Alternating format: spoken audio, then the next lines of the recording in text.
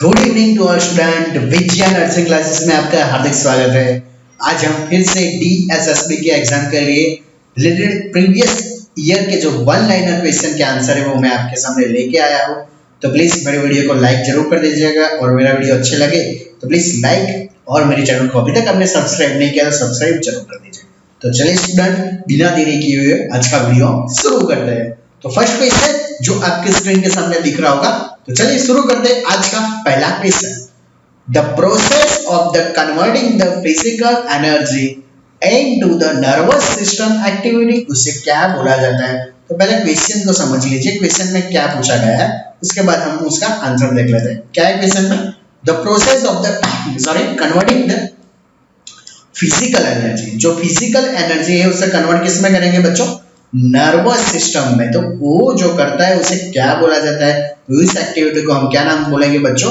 Transduction. क्या बोला जाएगा उसे? ट्रांसडक्शन। ये जो पिछले ईयर में पूछा गया क्वेश्चन है वही है। तो आई थिंक 2019 में जो एग्जाम ली थी डीएसएसबी, उसके जो नर्सिंग रिलेटेड क्वेश्चन है मैं सारे सॉल्व करवाने जा रहा हूँ। तो it's a very important for you.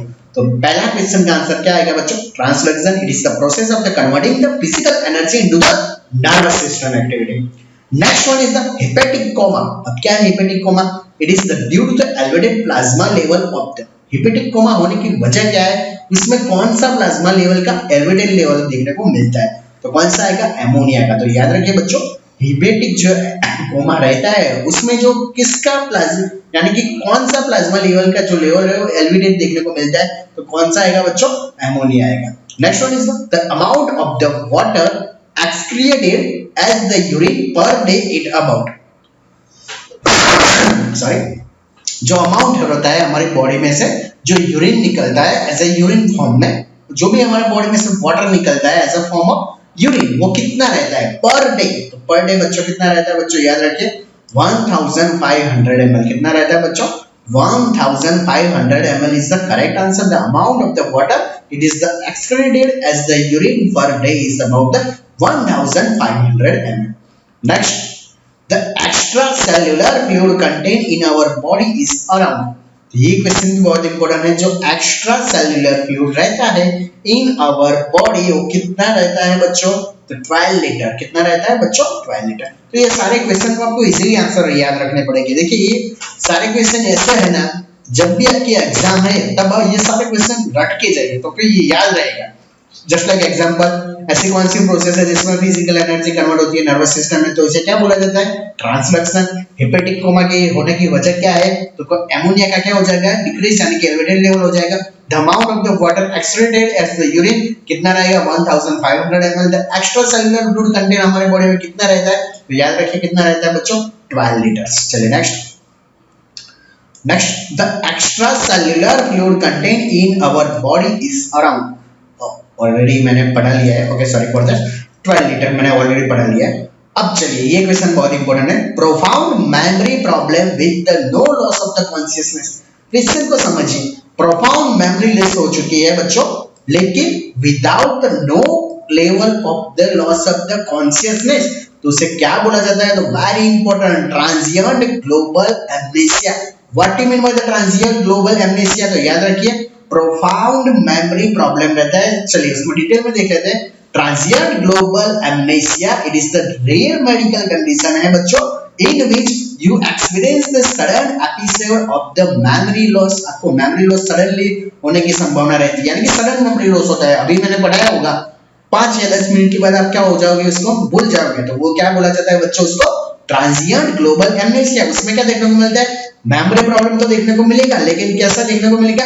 With the low loss of the consciousness, यानी कॉन्शियसनेस में उसे कुछ इफेक्ट नहीं होगा। चलिए next, newborn babies generally require the sleep for about. सबसे अच्छी बात तो वही है कि हमारे से ज्यादा जब सब बोलते हैं ना कि चलो छोटे होते तो अच्छा होता है। क्यों? क्योंकि न्यूबॉर्न बेबीज को जनरली कितनी पूरे दिन में कितनी स्लीप चाहिए? तो याद रखिए बच्चों 16 आवर्स ए डे, यानी कि 24 आवर्स में से 16 आवर्स को बच्चा क्या करता है? सोया ही रहता है। This is very important, 16 hours. Next, technique that enables individual to project their internal feeling. देखिए ध्यान से समझिए, ऐसी कौन सी टेक्निक है जिसमें जो इंडिविजुअल यानी कि मेरी बात कर लेता हूं वो अपनी इंटरनल जो अंदर की में जो फीलिंग है, अंदर का जो एटीट्यूड है, पॉजिटिव भी हो सकता है बच्चों, नेगेटिव भी हो सकता है, अपनी जरूरियात, अपनी वैल्यू, अपनी टेस्ट स्टिमुली यानी कि अपनी जो भी होती है ना प्रोफेशनलिज्म, यानी कि वो क्या कर सकता है, and it is the process unconsciously reveal there personality. उसे क्या बोला जाता है? ऐसी कौन सी टेक्निक है जिसमें अपन खुद क्या करते हैं, अपनी internal feelings, attitude, needs, values और test stimuli, it is the process के अनकॉन्शियसली क्या करते हैं, रिवील करते रहते हैं। उस पर्सनालिटी को क्या बोला जाता है? It's a very important projective technique. क्या बोला जाएगा उसको बच्चों? Projective technique. ऐसी पर्सनालिटी की जो टेक्निक होती है वो क्या होगी? प्रोजेक्टिव। उसमें क्या होगा बच्चों? Responding to project their subjective or the true opinions and beliefs onto other people or even the object। तो पता चला प्रोजेक्टिव टेक्निक ऐसी चीज है जिसमें क्या करेगा, अपनी जो भी है ओपिनियन है या फिर सब्जेक्टिव है या फिर बिलीफ्स है, वो क्या करेगा on to the other people. जैसे कि मैं आपको पूछूं मेरा लेक्चर कैसा लग रहा है, तो अपने हिसाब से अपने ओपिनियन और बिलीफ्स ये क्या करेंगे? प्रोजेक्टिव टेक्निक यूज करेंगे। It is the allowed response to project that subjective true opinion and believes on to the other people, यानी कि दूसरों के बारे में क्या सोचते हो, वो कैसा है, वो सारी चीज, अपनी जो भी फीलिंग है, अपना जो भी है, वो सब क्या करने का, दूसरे को बोलने का। वही कौन सी टेक्निक आएगी? Projective technique. उसे क्या बोला जाता है? Allow to respondent to project that subjective और ट्रू ओपिनियन, अपनी जो भी है उसको बोलने को बोल सकते हैं। तो वो टेक्निक का नाम क्या आएगा बच्चों? प्रोजेक्टिव। पता चल गया what you mean by the projective. चलिए next, excessive bilirubin into the placenta.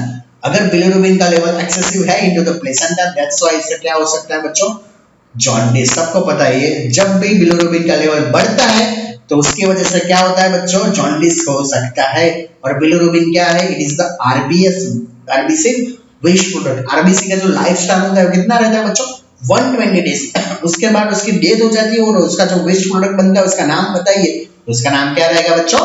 Bilirubin. चलिए next, dryness of the mouth is also called, बहुत एग्जाम में पूछा गया है, ड्राइनेस ऑफ माउथ को क्या बोला जाता है? तो क्या बोला जाता है? ज़ेरोस्टोमिया बोला जाता है। क्या बोला जाता है बच्चों? ज़ेरोस्टोमिया के नाम से उसे जाना जाता है।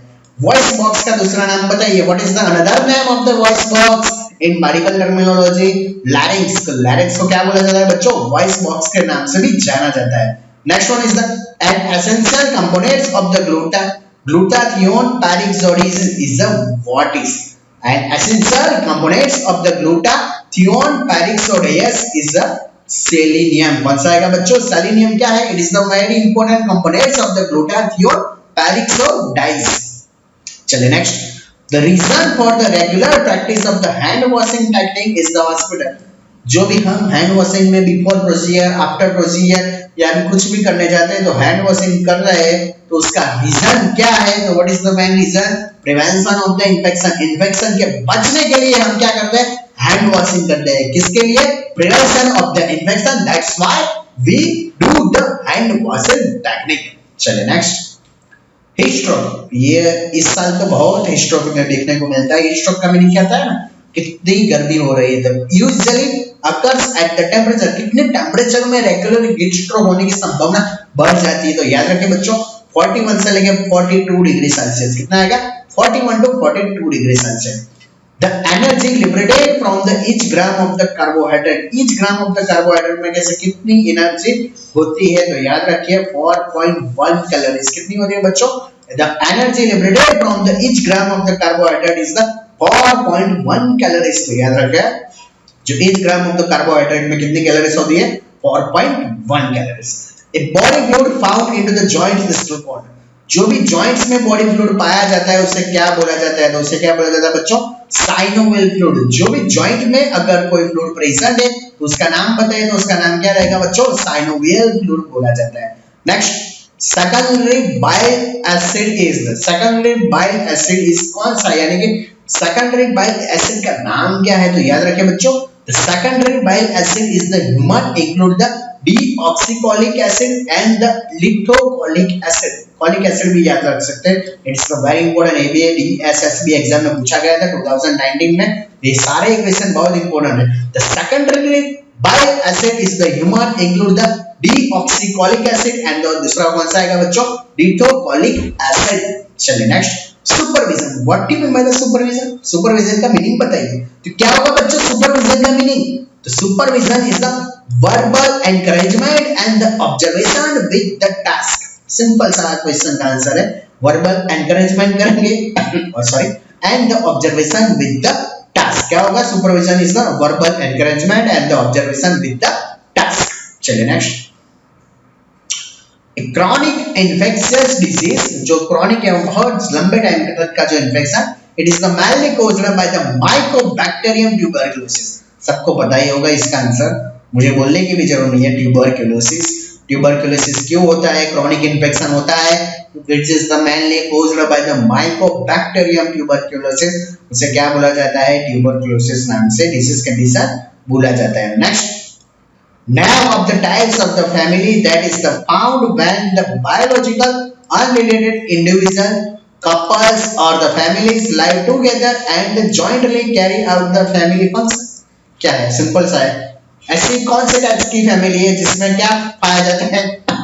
बायोलॉजिकली क्या होता है? अनरिलेटेड इंडिविजुअल होता है, कपल और फैमिली लाइव रहते हैं, टुगेदर रहते हैं, जॉइंटली रहते हैं, carry out the family function. तो उससे क्या बोला जाता है बच्चों? Communal family. कौन सी फैमिली बोला जाता है? Communal family. What do you mean by the communal family? एक ऐसी फैमिली जो क्या है बायोलॉजिकल तो अनरिलेटेड रहती है, लेकिन कपल और families live together and jointly रहते हैं और carry out the family function. तो उससे क्या बोला जाता है? Communal function, sorry family. A group of the families or the single people who live and work together, sharing the possession and the responsibility। क्या पूछ? What do you mean by the communal family? तो याद रखिए ऐसी family जिसमें क्या है? who live and work together, दोनों क्या करेंगे? साथ में लाइव रहेंगे और काम करेंगे और शेयरिंग क्या करेंगे? possession and the responsibility। अपने हिसाब से जो भी वर्क डिस्ट्रीब्यूशन है, रिस्पॉन्सिबिलिटी, वो सारी चीजें वो करते रहेंगे। कम्युनल फैमिली बोला जाता है। इट्स अ वेरी इंपॉर्टेंट, वो होना बहुत जरूरी है, जिसके लिए मेंटल हेल्थ उससे बहुत अच्छी रहती है बच्चों। चलिए next, dilatation and the inflammation of the ducts behind the nipple is the called. क्या पूछा एग्जाम में? ध्यान से देखिए बच्चों, सॉरी क्वेश्चन में डायलेटेशन और इन्फ्लेमेशन हुआ है किसका? डक्ट्स का, बिहाइंड द निपल। निपल के बिहाइंड में अगर इन्फ्लेमेशन और डायलेटेशन हो रहा है तो उसका नाम बता दीजिए। तो याद रखिए it's very important, duct ectasia. क्या आएगा बच्चों? Duct ectasia. ये क्वेश्चन भी बहुत इंपॉर्टेंट है। Dilatation and the inflammation of the ducts behind the nipple is called as duct ectasia. क्या आएगा बच्चों? Duct ectasia. चलिए next, rectal medication are the typically supplied into the form. ये भी बहुत ही सिंपल सा क्वेश्चन है। जितनी भी रेक्टल मेडिकेशन है ना बच्चों, वो कौन से फॉर्म में आएगी? तो कौन से फॉर्म में आएगी बच्चों? सपोजिटरीज फॉर्म में आएगी। कौन से फॉर्म में आएगी? सपोजिटरीज फॉर्म में। Next, Kegel exercise, postnatal exercise सबको पता है। Kegel exercise as the method of the controlling the incontinuous in the woman after the childbirth and help to strengthen, यानी कि कौन से मसल को सबसे बहुत ही फायदा करती है? कौन से एक्सरसाइज? Kegel exercise. पहले तो माइंड में ये फिक्स कर लीजिए बच्चों, कीगल एक्सरसाइज हम कब करवाते हैं? It is the postnatal exercise. Why we do? Because it is the method of the controlling the incontinence into the woman after the childbirth and help the strengthen which muscle बच्चों? pelvic floor muscle। कौन सा आएगा बच्चों? pelvic floor muscle। चलिए next, healthcare delivery teams made up of the person from various disciplines who share the responsibility, authorities and the decision making। उसे क्या बोला जाता है?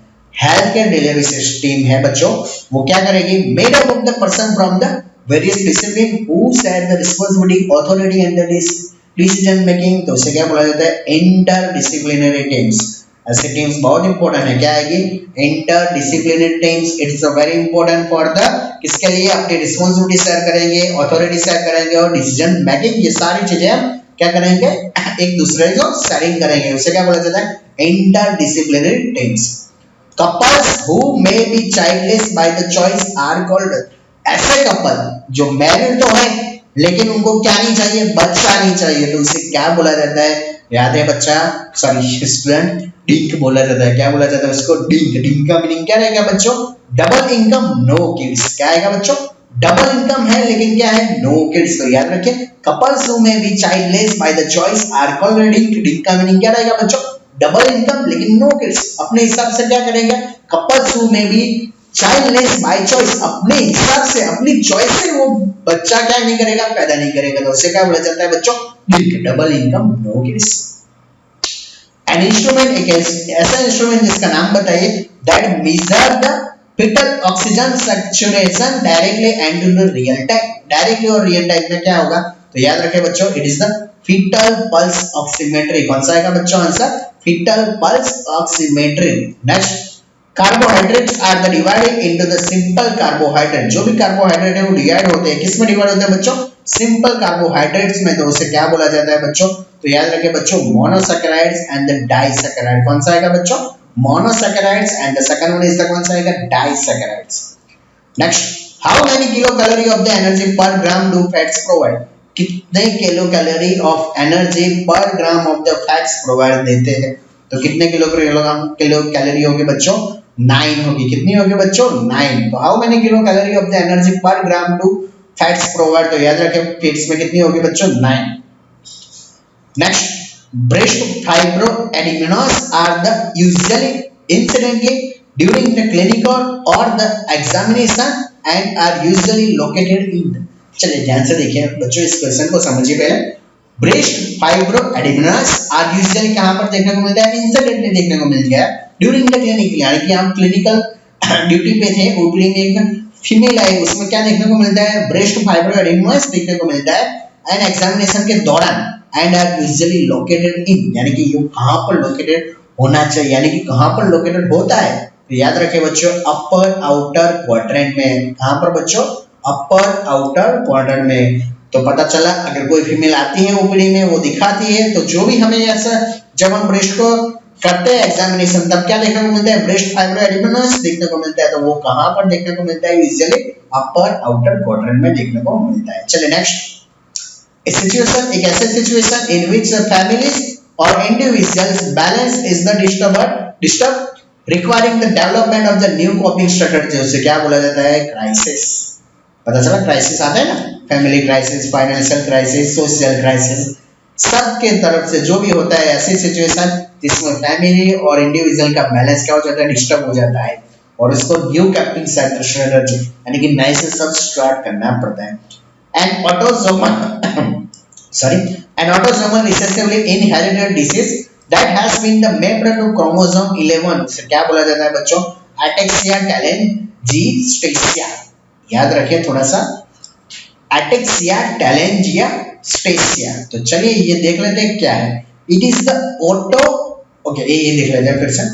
Autosomal recessively क्या है बच्चों, inherited disease है, उसमें क्या देखने को मिलता है, has been mapped of the chromosome 11, यानी कि क्रोमोसोम नंबर कौन सा आएगा, डिफिकल्टी इनटू द 11, तो 11 में होगा तो क्या आएगा, उसका नाम ataxia telangiectasia। Next, autosomal recessively inherited disease that has been mapped to chromosome 11 is not called, तो ओके फिर से ये question, a rare inherited childhood neurological disorder है। मैंने क्या बोला, जो ataxia telangiectasia है वो क्या है, it is the real neurological disorder है। वहां पर किस पे इफेक्ट करेगा, it is the effect of the part of the brain, brain के कौन से पार्ट में, जो ऐसा ब्रेन का कौन सा part, control the motor movement, internal movement of the muscle and the speech. तो फिर से ये थोड़ा सा नया है, अगर क्रोमोसोम नंबर 11 दिख जाए ना आपको बच्चों, तो सीधा सा आंसर आप सोच लेना कौन सा आएगा, ataxia telangiectasia। ओके, अब ataxia telangiectasia क्या है बच्चों, it is a childhood neurological disorder है। वहां पर कहां पर इफेक्ट करता है बच्चों, it is the parts into the brain, brain के पार्ट्स को इफेक्ट करता है, और ब्रेन का कौन से पार्ट्स को इफेक्ट करता है, ऐसा ब्रेन का पार्ट जो क्या कंट्रोल करता है, अपनी मोटर मूवमेंट को, यानी कि internal movement of the muscle और द स्पीच को। चलिए नेक्स्ट,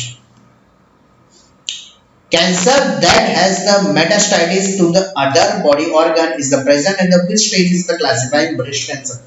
ब्रेस्ट कैंसर के बारे में पूछा गया है कि ब्रेस्ट कैंसर में बच्चों मेटास्टेसिस होता है, यानी कि एक ऑर्गन से दूसरे ऑर्गन में, तो वो कौन से स्टेज में इंक्लूड होता है, तो कौन सा आएगा, स्टेज 5। कौन सा आएगा बच्चों, stage 5।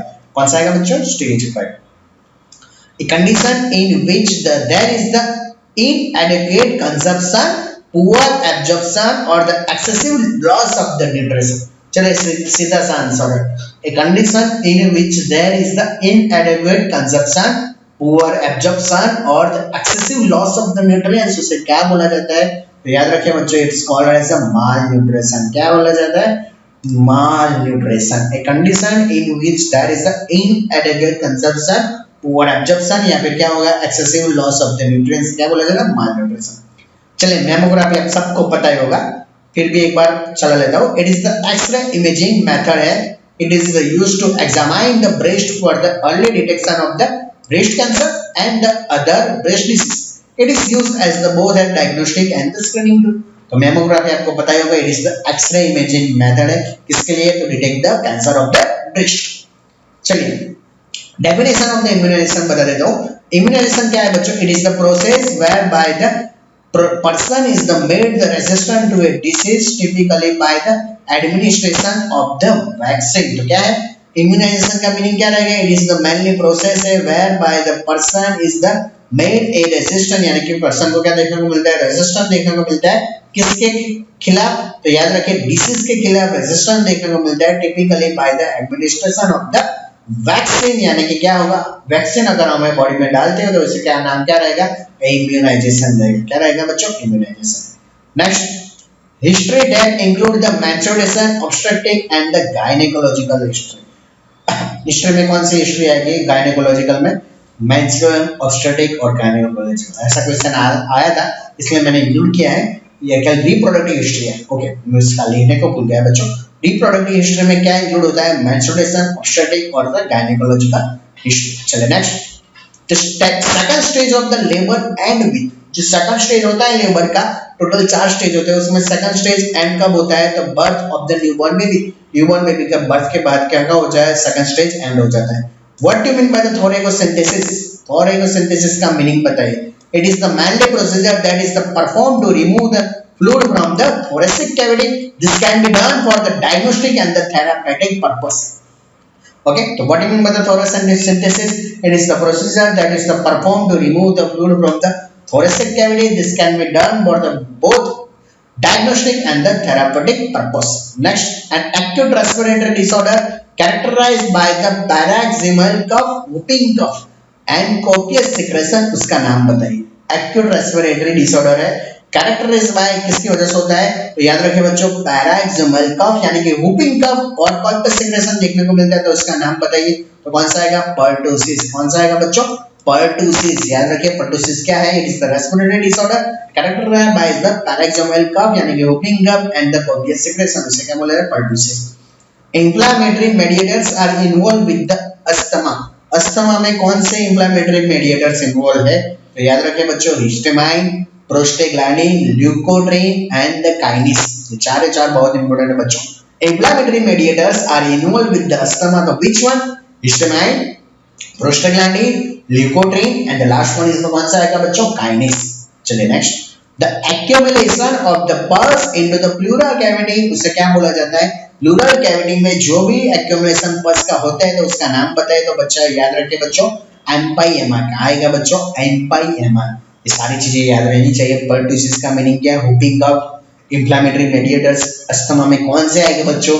Histamine, prostaglandin, leukotriene, kinase. Accumulation pus, अगर प्लूरल कैविटी में पस कलेक्शन होता है तो उसका नाम बता दीजिए, एम्पाइएमा।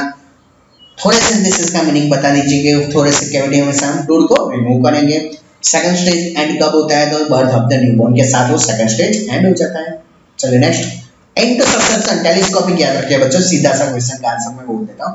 इंटरसेप्शन जब भी आया एग्जाम में तो याद रखिए, it is the telescopic. It is the medical emergency and form of the bowel obstruction. Bowel का ऑब्स्ट्रक्शन देखने को मिलता है which one segment of the intestine telescopic inside to another. यानी कि जो भी वन सेगमेंट रहता है इंटेस्टाइन का वो क्या हो जाता है? टेलीस्कोपिक हो जाता है इनसाइड टू अनदर, यानी कि दूसरे ऑर्गन में।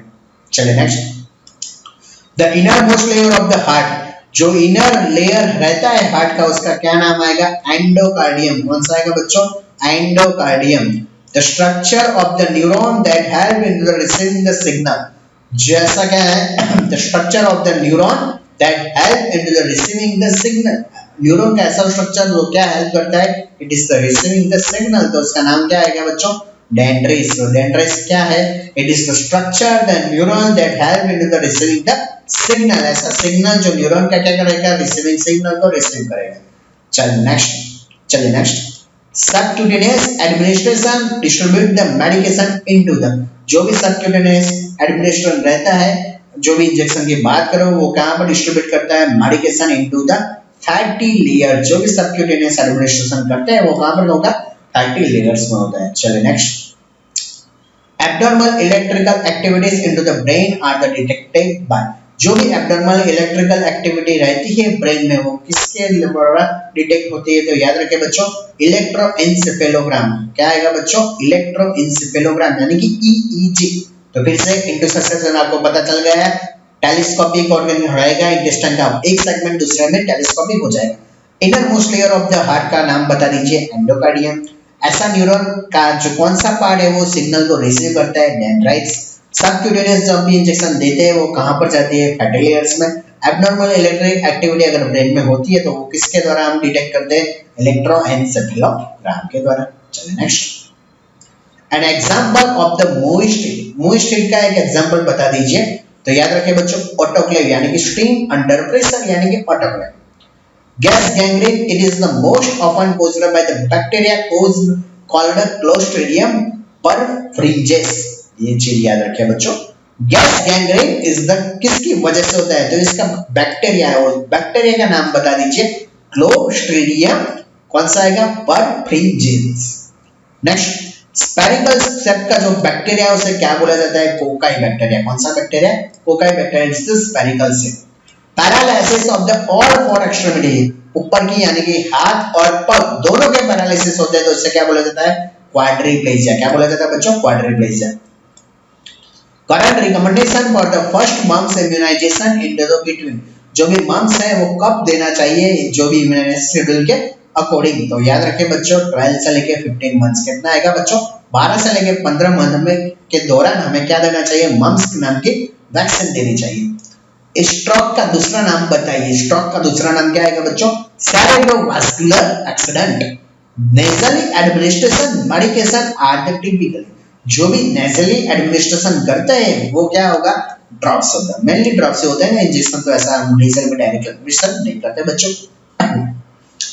Bacteria which derive from the energy from the sunlight, sunlight से जो बैक्टीरिया डिराइव करता है उसका नाम बता दीजिए, यानी कि उस प्रोसेस का नाम क्या है, फोटो ऑटोट्रॉप्स। क्या रहेगा बच्चों, फोटो ऑटोट्रॉप्स, यानी कि इसमें बैक्टीरिया का क्या करता है, एनर्जी लेगा, लेकिन कहां से लेगा, सनलाइट से। अगर बैक्टीरिया सनलाइट से एनर्जी लेता है तो उसका नाम क्या रहेगा, फोटो ऑटोट्रॉप्स रहेगा। Infection of the bone, bone के इन्फेक्शन को क्या बोला जाता है, ऑस्टियोमाइलिटिस बोला जाता है। क्या बोला जाता है बच्चों, ऑस्टियोमाइलिटिस। लंबर पंचर जब हम करते हैं उसमें स्पाइनल नीडल यूज करते हैं, वो कहां पर इंक्लूड करते हैं, सब आर्कनोइड स्पेस। लेकिन कौन से सब आर्कनोइड स्पेस, यानी कि कौन से वर्टेब्रा के बीच में हमें ये लंबर पंचर करना पड़ेगा। फिर से a lumbar puncture is the spinal needle is the inserted into the subarachnoid space between the, कौन से लेवल में आएगी, तो याद रखें बच्चों L4 और L5 के बीच में। कौन से लेवल में आएगी बच्चों, L4 और L5 के बीच में क्या करेंगे, हम इंसर्टेड करेंगे। फिर से बोलता हूं, स्ट्रोक का दूसरा नाम क्या आएगा बच्चों, cerebrovascular accident. Nasal administration medication करते हैं वो किस फॉर्म में होगी, ड्रॉप्स में। बैक्टीरिया अगर सनलाइट से एनर्जी लेते हैं तो उसका नाम बता दीजिए, फोटो ऑटोट्रॉप्स। इन्फेक्शन अगर बोन का हुआ है तो उसका नाम बता दीजिए, ऑस्टियोमाइलिटिस। लंबर पंचर हम कहां करेंगे, L4 और L5 के बीच में। ये एडल्ट के बारे में है, पीडियाट्रिक के बारे में अलग आंसर आएगा। Next, the endometrium becomes the thicker and the more vascular and the glandular during the secretory phase। जो मेंसेस साइकिल का फेज रहता है उसमें सेक्रेटरी फेज में क्या देखने को मिलता है, जो भी एंडोमेट्रियम वो कैसा हो जाएगा, थिक, मोर वास्कुलर, और कैसा रह जाएगा, glandular. The structure in the females which is the homologous to the testis, testis के होमोलोगस यानी कि एक ही काम कर सकता है, वो क्या रहेगा, ovary. The start of the menstruation is the called menarche, जो भी मेंस्ट्रुएशन साइकिल स्टार्ट होता है उसका क्या बोला जाता है, menarche. A group of the people organized for the particular purpose or the limited number of the purpose, उसे क्या बोला जाता है, एसोसिएशन। एक ऐसा ग्रुप ऑफ पीपल है वो ऑर्गेनाइज हो रहा है किसके लिए, किसी एक पर्पस के लिए या फिर limited number of the purpose, तो उसके क्या बोला जाता है, एसोसिएशन। यानी कि एसोसिएट करके हम दूसरों को हम क्या करेंगे, एक पर्पस के हिसाब से हम उस सबको ग्रुप बनाएंगे। तो फिर से एंडोमेट्रियम थिक और वास्कुलर कब होता है, सेक्रेटरी फेज में। Structure in the female which is the homologous to the testis क्या आएगा, ओवरीज। मैंचुरेशन साइकिल स्टार्ट होने के प्रोसेस को मिनार्की, ऐसे group of the people organize into the particular purpose और the limited number of the purpose that's called as the association. Very important question. Vernix encephalopathy into the alcoholics. It is the cause due to the alcohol जो भी पीते हैं उसमें क्या देखने को मिलता है? Vernix encephalopathy. उसकी वजह क्या रहेगा? Thiamine deficiency. क्या रहेगा बच्चों? थियामिन की डेफिशिएंसी की वजह से। Next, neonate is the child between the age. जो नियोनेट की किससे बोला जाता है? नियोनेट का जो एज ग्रुप है, neonate, infant, toddler, preschooler, schooler, तो 0 से लेके कितना 4 वीक को क्या बोला जाता है? Neonate. The marriage of the two person on the understanding that as the law. एक कपल है, मैरिज कर रहा है, अंडरस्टैंडिंग कर रहा है that there are the no children, the marriage may be dissolved by the mutual consent. मैंने अभी एक बात बताई थी, वही है, ठीक बताया था ना। और उस मैरिज को क्या बोला जाता है बच्चों? Companionate marriage. कौन सा मैरिज बच्चों? Companionate marriage. इसमें क्या होता है? 2 पर्सन मैरिज तो करेंगे, अंडरस्टैंडिंग करेंगे, बट क्या बोलेंगे? There are the no children, the marriage may be dissolved by the mutual consent. Consent ले लेंगे, उसे क्या बोला जाता है बच्चों? Companionate marriage. The most important cause of the oral cancer सबको पता ही है, फिर भी आधे से ज्यादा उसकी वजह से वो टॉपिक को छुपाते हैं, पता नहीं क्यों, बट सबको पता ही ना मोस्ट इंपोर्टेंट कोज क्या है ओरल कैंसर का? टॉबैको यूज। फिर भी लोग क्या करते हैं? यंगस्टर टॉबैको यूज करते ही है। Next, when A epidemic appears simultaneously or the successively into the more than one country, epidemic यानी एक जगह पर है और अब एक कंट्री से अगर दूसरी कंट्री में चला गया तो उसे क्या बोला जाता है? पैंडेमिक। जैसे कि कोरोना एक कंट्री से दूसरी कंट्री में आ गया। Which is the suitable area of the study into the scope of the sociology? कौन सी suitable area है स्टडी के लिए सोशियोलॉजी में? तो याद रखें बच्चों, community. Name of the study in which the observation or the data are referred to the more than one point of the time. ऐसे स्टडी का नाम बताइए which the observation or the data are the referred to the more than one point of the time. तो याद रखें बच्चों, कौन से डिजाइन आएगी? Longitudinal study design. कौन से आएगी? Longitudinal study design. Name of the study in which the observation or the data are the referred to for more than one point of the time, तो उससे क्या नाम बोला जाता है? longitudinal study design. Next, a mild grade of the mental deficiency is the confirmed when the child has an IQ that varies between, यानी कि mild grade का mental deficiency देखने को मिलता है, तो उसमें कौन सा यानी कि कितने लेवल्स का IQ देखने को मिलता है? mild की बात कर रहा हूँ मैं, तो 40 और 50, it is the mental age is the 8 to 11 year। तो याद रखें बच्चों, IQ में कितना आएगा? 40 से 50 ऑफ द मेंटल एज, और ईयर कितना आएगा? 8 से 11, वो क्या आएगा? माइल्ड। चलिए next, 95% of the fetal presentation कौन सा होता है बच्चों? सिफिलिक होता है, सबको पता है। चाय स्क्वायर टेस्ट इज द कौन सा है बच्चों? पैरामेट्रिक टेस्ट है। जो भी चाय स्क्वायर है वो क्या है? Parametric. The protozoa causing the sexually transmitted disease are the trichomonas। जो protozoa causing the sexually transmitted disease है कौन सा रहेगा बच्चों? trichomonas। The structure that store the genetic information, ऐसा कौन सा स्ट्रक्चर जो genetic information को स्टोर करता है? mRNA। यहाँ पर m small है बच्चों, याद रखना। The two frequency used significance level are the referred to as the alpha। क्या याद रखना बच्चों? Two frequency used in the significance level are the referred as the alpha। Next, HIV transmitted not bite, it is the not transmitted। याद रखें, HIV कभी भी sucking hand यानी कि हैंड सकिंग करने से नहीं होता बच्चों। During the delivery placenta expulsion comes under. जब भी डिलीवरी होती है जो प्लेसेंटा बाहर निकलता है वो कौन से स्टेज में बाहर निकलता है? स्टेज 3 के दौरान। The presence of the endometrial tissue outside the normal uterine cavity. अगर endometrial tissue outside the normal uterine cavity में पाया जाता है तो उसको क्या बोला जाता है? एंडोमेट्रियोसिस बोला जाता है। क्या बोला जाता है? Endometriosis. Hormonal contraceptive is the oral contraceptive. सबको पता ही है हार्मोनल कॉन्ट्रासेप्टिव क्या है? Oral contraceptive. Next, the mineral content into the bond can be calculated by, it's very important question. जो भी मिनरल कंटेंट रहता है बॉन्ड में वो किसके द्वारा हम काउंट करते हैं? तो याद रखिए बच्चों, ड्यूल एनर्जी एक्सरे एब्सॉर्प्टियोमेट्री। क्या आएगा बच्चों? Dual energy X-ray absorptiometry. फिर से बोल रहा हूँ, HIV किससे ट्रांसमिट नहीं होता? सेकंड हैंड से। डिलीवरी के दौरान जो पेशेंट बाहर निकलता है कौन सा स्टेज में? थर्ड स्टेज में। Presence of the endometrial tissue outside the normal uterine cavity, endometriosis. Hormonal contraceptive क्या है? Oral contraceptive. कौन सा मिनरल बोन में पाया जाता है? वो कैलकुलेट करा जाता है तो dual energy excellent absorb matter. Wharton's jelly कहां पर पाई जाती है? तो सबको पता है वार्टन्स जेली जो पाई जाती है कहां पर?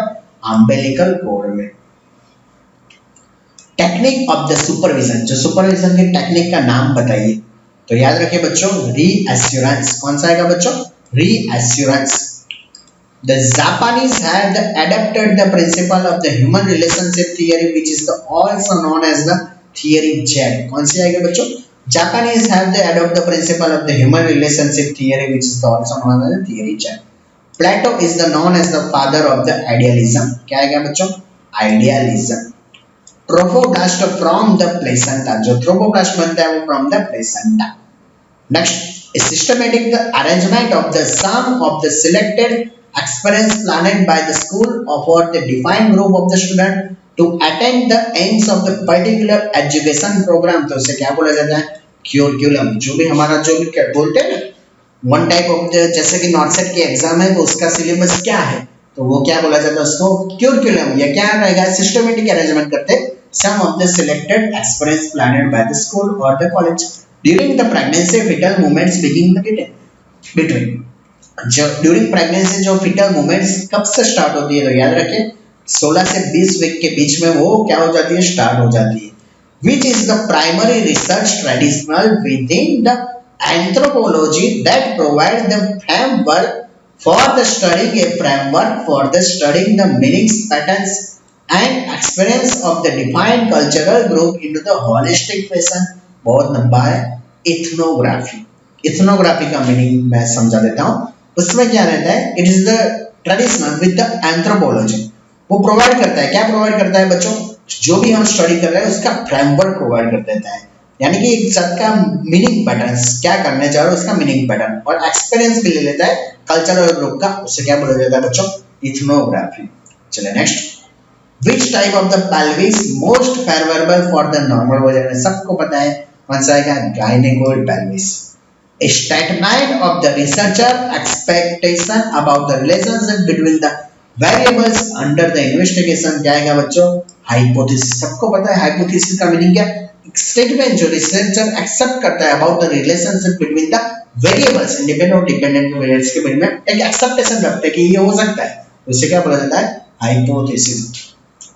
तो थैंक यू स्टूडेंट, आज के लिए इतना ही। ये बहुत इंपॉर्टेंट क्वेश्चन मैंने आज सॉल्व करवा दिए वन लाइनर में। मैंने इसमें एमसीक्यू नहीं डाला, लेकिन जो भी है वन लाइनर मैंने लिख के बता दी, ताकि आपको टाइम भी बचे और जो भी है आपका सीधा आंसर आपको माइंड में फिक्स हो जाए। तो प्लीज स्टूडेंट, ये अगर आपको पीपीटी भी चाहिए तो कमेंट में बोल देगा, तो मैं पीपीटी भी आपको भेज दूंगा। और अगर आपको टाइम है तो मेरी ये पूरी जो वीडियो है उसकी नोट्स जरूर से बना दीजिएगा। तो मिलते हैं अगले लेक्चर में, तब तक के लिए थैंक यू स्टूडेंट।